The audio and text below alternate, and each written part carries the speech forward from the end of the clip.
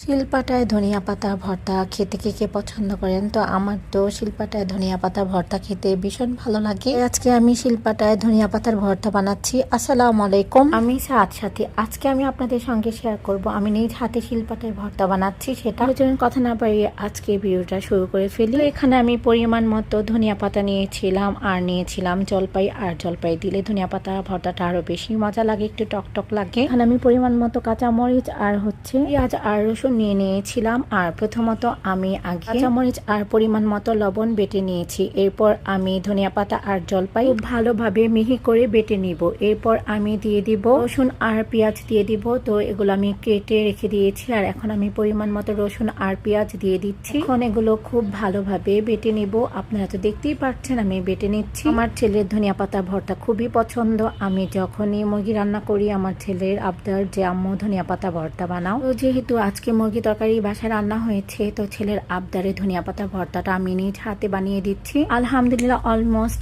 আমার ধনিয়া পাতা ভর্তা রেডি। এখন আমি একটা পিরিজে উঠিয়ে নিচ্ছি। ছেলের মতো কে কে ধনিয়া পাতা পছন্দ করেন কমেন্ট সেকশনে কমেন্ট করে জানাবেন। ভিডিওটা এখানে শেষ করছি। ভালো থাকবেন সবাই, আল্লাহ হাফেজ।